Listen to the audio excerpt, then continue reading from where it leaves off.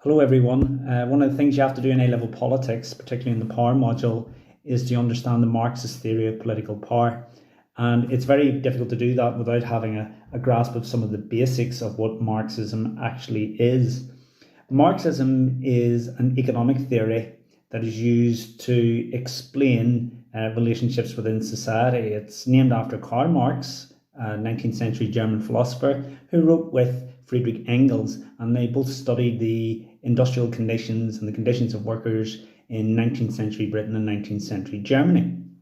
And they came up with a theory that most human relationships were based upon economics, and that what had happened in industrial society was that two groups had emerged: a ruling wealthy class, and these were a narrow group, and a mass exploited or working class, whose lack of wealth actually was at the source of their exploitation.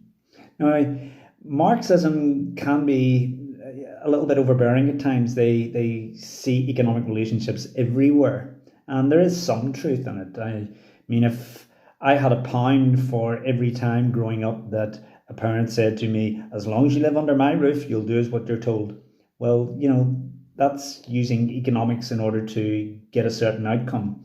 Actually, if I did have a pound for that, I'd probably be a member of the ruling class by now. I'd be that wealthy. So in terms of politics, how does that work? Well, Marxists believe that wealth is related to power, that those who have the wealth will have the power also. Economic exploitation is when economics are used in order to enforce a certain issue. So if you want to look at the pure economics of it, if you think of someone in the 19th century owning a factory, and the poor workers have to work there, and they have to put up with terrible conditions, lack of holidays, lack of sick pay, poor pay, long hours, and a lack of rights.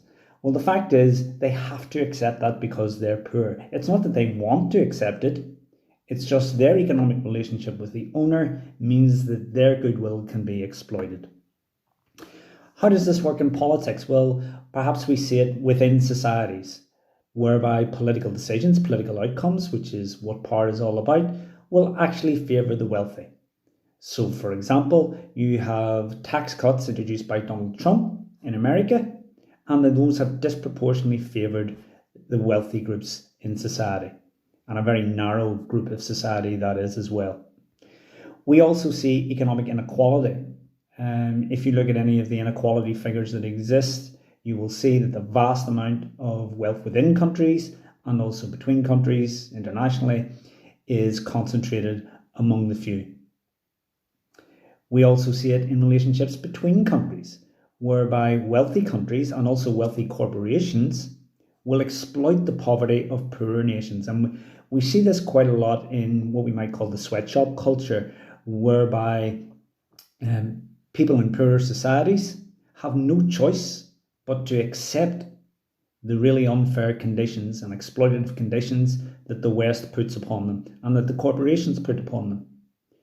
This keeps the corporations' costs down and allows them to accumulate even more wealth. So that's really the basics. You'll be looking at a lot more detail in how it affects society, how it affects political decisions, how it affects the state, and how it affects democracy. But what you want basically is to say that the economics affects the outcome.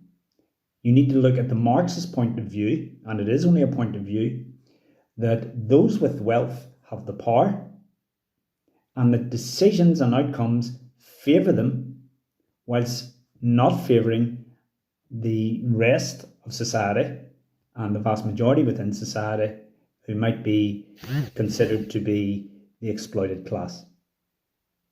I hope you enjoyed that. It is difficult, but it's a good idea to get a good handle on those basics.